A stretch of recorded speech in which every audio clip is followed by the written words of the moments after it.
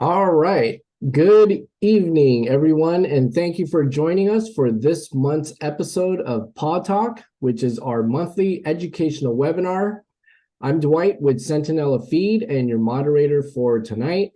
In the interest of time, we'll be keeping the presentation to about 15 to 20 minutes with a short Q&A at the end. So feel free to type in any questions in the chat box during the presentation, and we'll get to as many questions at the end as possible. And we will be responding to all unanswered questions by email. And lastly, we have placed a link in the chat box that you can click on at any time as well, where you can click on the link and it will direct you to our website, centinelafeed.com, where you can save 20% on all Nulo products. In addition, all your pet's favorite treats, toys, and supplies. So I'm very excited to introduce our guest this month, and joining us is Catherine Mitchum from Nulo Pet Foods. And Catherine is the Senior Manager of Nutrition and Brand Education. And we recently launched the Nulo line into all 20 of our stores, probably a little over a month ago. And so far it's been going really well, and it's been well received, and it seems to be feeding very well for both dogs and cats. So I'm really excited to hear more about the Nulo line. So Catherine, with that, you can take it away. Great. Thanks so much, Dwight. And thank you everybody for joining us tonight. I'm going to go ahead and begin sharing my screen, so bear with me. And great. Looks like we're up and running. So again, I'm Catherine Mitchum. So I work for Nulo at the headquarters in Austin, Texas. I've been with the company since 2017, and I really enjoy teaching customers and our retail partners and just anyone that wants to know more about pet nutrition, teaching them the ins and outs and why we do what we do here at Nulo. And so for the sake of time, we're going to go ahead and just dive right into it. We're going to be largely covering our nutritional principles with a couple of product highlights tonight. I've also got a little teaser here. This might seem like a familiar face to many of you, Miss Simone Biles, who we recently partnered with. She chooses Nulo for her 2 French bulldogs. So you'll see more about her and our partnership towards the end of the presentation, a little teaser, and you may also see a commercial in your area for her as well for Nulo. So with that, let's just go ahead and dive in. And again, thank you for joining us to learn more about Nulo. One of my favorite things to share about Nulo is the Nulo story. It's one of the things that drew me to the company from the beginning, is just the resounding story and how it resonates and just the inspiration behind the brand. So our founder and CEO, his name is Michael Landa.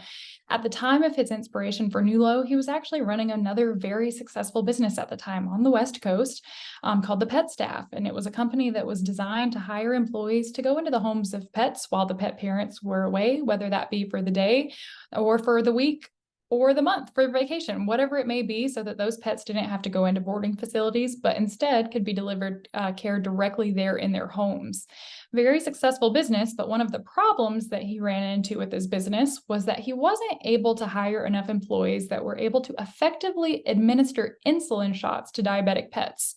So he couldn't ignore this. He's got a biomedical engineering background. He's a very analytical thinker. He had to get to the root cause of what was going on here. So he did conduct his own independent study. It's about 2,000 households that he was serving at the time, and found that the biggest correlation between these pets needing insulin shots for diabetes was that they were being fed foods that were high in carbohydrates, what we like to think of as filler ingredients, high sugar, high starch ingredients. From there, he essentially diagnosed that much the way that we are, our pets are essentially living in a fast food nation where it can really be difficult to determine what are the best options for our pets. So we've really got to dig into those ingredient labels. So he wanted to create a pet food that was unlike anything on the market at the time, and something he could feel comfortable feeding his own dog Max, and that we could all feel comfortable feeding our beloved pets. So he created Nulo. Nulo is based here in Austin, Texas. That's where I'm located tonight. And many people don't realize that our name is actually a portmanteau. So like breakfast and lunch make brunch. Nulo is a portmanteau for nutrition and love, which are our 2 core founding principles that we carry with us in all of the products that we make still today. And one of my favorite things to share about Austin, Texas, is that we actually have more pets per capita than children here. So it's a really great place to be based as a pet food company. And so from there, we'll just get into what makes us a little different and some of the things that we sought out originally to do very differently and that we carry with us still today. I like to call this slide Nulo in a nutshell. And for each one of these, we'll go into a little bit more detail with the time that we do have tonight. But these are the 4 most important things about our brand in terms of what set us apart from other brands out there in the industry. So starting with being highest in animal-based protein with industry-leading levels of 80 to 90% of protein in the bag coming directly from meat, poultry, and fish, not plant protein concentrates. And so this is really important, particularly for our cats who are obligate carnivores, meaning that they do require meat in their diet in order to survive. They require those amino acids like taurine that are essential for them. So different entirely than dogs, but for dogs, it's still very important for them because they do have shortened digestive tracts, which we'll talk more about compared to some other organisms out there. Low carb levels. So this is definitely something that Michael Landa, our founder and CEO, saw from the very beginning, right? So this is when he was seeing those foods that were really high in carb levels, were basically ending up with pets needing those insulin shots for diabetes if they were being fed foods that had too high of these levels. Many people don't realize that dogs and cats actually don't have a nutritional requirement for carbohydrate at all. So if you took those out, there would actually be absolutely no problem, but you do have to have some carbohydrate in order to manufacture certain products like kibble. So for kibble, it does act as your binder during the extrusion process, which kibble goes through, sort of like your baking process, similar to baking cookies at home. So you have to have something that kind of acts as your flour so that you get that nice shape, texture as well. So same situation. So what we can do is make sure that those levels are low, but also focus on using the right types of ingredients. So that's that third point on the left there, low glycemic index ingredients. In layman's terms, this just means low sugar, things that are going to provide more moderated energy levels, slower digestion, instead of just rising those glucose levels into the bloodstream really quickly at the introduction of a meal. So we can swap out some of those less desirable ingredients with some more functional ingredients. And then last but not least, viable BC30 probiotics, which a lot of people get really excited to talk about nowadays. More and more people are taking a probiotic themselves, so people have a lot of familiarity with it, and it is a human-grade probiotic, and we use it for a number of reasons that we'll talk about, and it does pass along those benefits similar to what we see for ourselves to our pets too. And so with that, we'll talk a little bit more with the time that we have tonight about why each one of these is important. So particularly highest in animal-based protein is an important point for us, formulating with as much animal-based protein as possible in our kibble products especially. So on average, in premium pet diets, usually only 55 to 65 of the protein in the bag is actually coming from real meats. Non-premium diets can even include way less than that. For instance, if you're shopping around in your local budget store like a Dollar General, Dollar Tree, and you happen to see something that perhaps is called chicken flavor, that word flavor legally means that 3% or less of that ingredient needs to be included. So really, really important to flip that bag and look at the first 5 ingredients is what I like to say, and give that piece of advice to everyone, because statistically, those first 5 ingredients are what 80 to 85% of the food is comprised of. So you really want to make sure that your meat ingredients are high, and some of those other ingredients are going to come lower down. So for our recipe, Nulo averages 80 to 90% of the protein in the bag is coming directly from meat sources. And so I'm a visual learner, so I really like these pie charts because it helps to break down exactly what we're saying. So our dog recipes are on average 30% crude protein on that label on the back on what we call the guaranteed analysis. Your cat recipes, since cats have higher meat requirements and are obligate carnivores, they're going to be higher. That's going to be 40% for cat diets. But for the sake of this example, we've got dog shown. And what we're trying to do is, of this recommendation from AFCO, so the American Association of Feed Control Officials who provide these, we're trying to make sure that the vast majority is digestible to your pet. And if we need it to be digestible to your pet, we need it to be from animal sources because that's what they're best equipped to digest. When you think about animals that are best equipped to digest plant-based protein, it's going to be things like your ruminant gut herbivores. So things like cows, horses, and sheep. So benefits of animal-based and protein, of course, are going to be more digestible, more amino acids, more flavor, more palatability. But on the flip side, plant-based proteins down here are going to offer less amino acids, less flavor. But for competitor brands, they're cheaper ingredients, so they can make a bigger margin on their products and have the benefit of saying, look, we've got the same percentage as some of these top competitor brands, but they can be using less animal-based protein. And a customer may not know. You wouldn't know unless you looked at those first 5 ingredients. So that's really important to us to make sure we keep those levels high. And so I mentioned we can do some more. We can keep carbohydrates low, but we can also formulate with low glycemic index ingredients. So these are going to be things that we're not using. So no white potatoes, no tapioca, no corn. We also don't use wheat and white rice because we know that there's some better options out there. And so these green options are going to be not a comprehensive list, but several examples of things that you will find in our food. So sweet potatoes, chickpeas, lentils, peas, barley, quinoa, and oats. And essentially, as we discussed, high glycemic essentially means high sugar. So we're trying to keep low sugar. What we're trying to do is avoid this spike, as you can see here in this graph, of the introduction of high glycemic index ingredients. And of course, what goes up in nature must come down. And so what we're trying to do is really kind of flatten that line, as you can see in this graph here, so we can provide more stable energy, more similar to how we would fuel ourselves for a race or for a busy day ahead, and maybe not how we just fueled ourselves for Thanksgiving. And so you and I might do that a couple of times a year, but we're not going to do that for breakfast, lunch, and dinner for every meal for the rest of our lives. Whereas oftentimes for our pets, that truly is the case, is that we're feeding them the exact same thing every single day for the rest of their life, or really close. So we need to make sure that that's a really good decision. And with low glycemic index ingredients, that can really help out. If we do feed a low glycemic diet, it really can act more as a preventative diet down the road, because you can help prevent a lot of issues like overweight, obesity, and those two things are some of the top diagnosed conditions for pets in the US. And unfortunately, if those aren't addressed, not far down the list in the US is diabetes. So by keeping these levels low and using the right ingredients, we can really prevent a lot of those issues.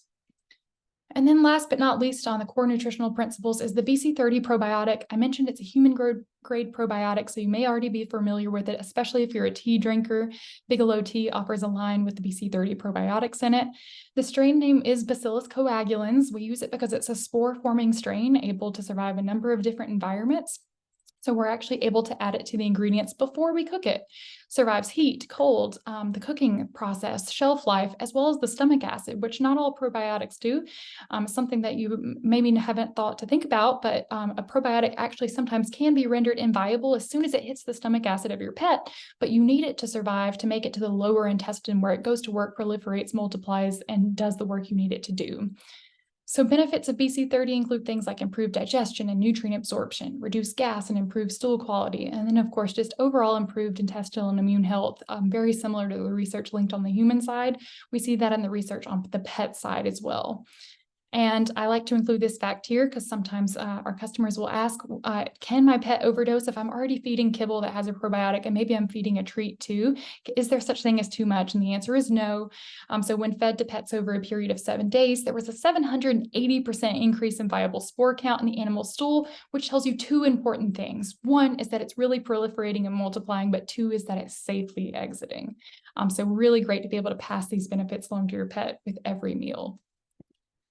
And then I did want to do, just since most of this presentation was about our core nutritional principles, just to get you guys up to speed and familiar with the Nulo brand, wanted to touch on some more of our products since we don't have time to go into the full array today, but we do have our high meat kibble in both grain-free and grain-inclusive lines, and also our kibble for cats is something that I really enjoy talking about because of the small kibble shape and size.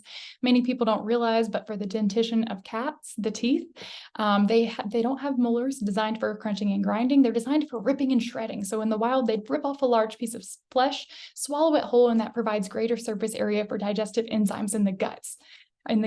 So fast forward to today and you put some kibble in a bowl and behaviorally, you may hear a crunch here or there, but the vast majority of the volume that they consume, they're actually just going to swallow that whole. So having a small kibble shape and size actually makes that a stress-free practice. Whereas on the flip side, from some of our competitor brands, we hear feedback of maybe they've found Nulo because their cat was having instances of regurgitation and vomiting, whereas this nice small kibble size really helps with that. So that's one of my favorite little tidbits to share. We make some really intentional cat products. And for many companies, cat only makes up about 5% of a company's total profits. And I'm always excited to share that for Nulo, it's closer to 45. So we're almost a 50-50 company, and that's because we make some really intentional cat products. For those sensitive pets out there, we also have limited ingredient diets. These are all formulated with a single animal protein source. So if you're really trying to limit the number of ingredients that are included in your pet's diet because they're sensitive, they've got digestive upset or maybe allergies, those are a great option. We've got tons of wet food offerings, which is really great for our cat customers because moisture is so important for cats, but also texture is so important for cats. So we have to have a lot of variety. And the same for dogs, a really great way to spice up the bowl. Maybe they get bored with kibble. Maybe maybe you want to do something different. Maybe you ordered takeout, so you want to kind of spice up your pet's meal too. These are all really great options to do that. And also with our bone broths that you see here on the left, a really great way to not only add moisture and palatability, but also collagen and chondroitin and some of those same benefits that we see on the human side with adding a bone broth to your diet. So at a really low price point too, it's a really great way to just kind of spice up mealtime for your pets. So I hope that you all have an opportunity to try some of these and really see the benefits for your pets at home. And with that, I promised a little teaser towards the end of our new partnership with Miss Simone Biles. And so I wanted to leave you with something exciting. People ask how I got so good at gymnastics. It's not like I practice every day or spend all my time at the gym. But I do have to put the best fuel in my body to compete at the highest levels.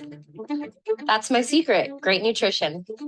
And I want the same for my dogs, Lilo and Rambo. That's why I feed them Nulo. Nulo, fuel incredible. All right, great. Thank you all so much for your time today. And I would love to open it up for any questions that you may have. All right. Great. Thanks a lot, Catherine. So we do have some questions here. Let's see. The first one is, my dog is overweight. Which formula should I try and how long will it take to see results? So that's a really good question because we do have a lot of people that are coming over to our brand, maybe because they want to get their pet back on track with weight. So any of our recipes could be a good option, but I do have a specific recommendation. Our trim recipe is fantastic because it has half the fat of our other recipes and boosted fiber to promote fullness between meals. It also has an amino acid in it called L-carnitine, which helps to metabolize fats. So this is a really good one for trying to get your pet back on track, maybe to where their ideal weight range is. It's also really good where if you live in an environment where maybe it's too hot or too cold to walk your pet as much as you would during more reasonable seasons, that's always one of my top recommendations. So I would start with our trim recipe. And then later, if you find that you get your pet back to their ideal weight, you can change to another recipe if you would like as well. Great. The L-carnitine, is that just in the trim formula or is that in other formulas as well? It's in some of our other formulas as well. We do include it in our small breed recipe because smaller dogs tend to have a little bit more trouble managing their weight. So that's in there for healthy weight management. But we also include it in our senior recipe for a similar reason. With senior dogs, we see a little bit of more difficulties. Maybe they're not as active as they were in their pup years. So we do include it in that recipe as well. Awesome. All right. Next question. Is it important to incorporate moisture into my cat's diet? I'm so glad that someone asked this because it is so critical to include moisture in your cat's diet. Kibble is really great for grazing. It's really easy to feed every day and it's very nutritionally sound and it's a great option, especially with a high meat kibble. But I always encourage any customer that's feeding a kibble product to their cat to please also include some form of wet product of any kind, whether it be something like our bone broth or a canned recipe or a meaty pouch. And that's for a really specific reason. And so I talked a little bit about the biology of cats and the dentition and how they're designed to consume things a little differently. And that's true for moisture too. So all of our domestic house cats, as we know them today, have actually evolved from a desert dwelling cat. And what do you not have access to in the desert? And that's freestanding water. So there's no lakes, rivers, streams, or ponds.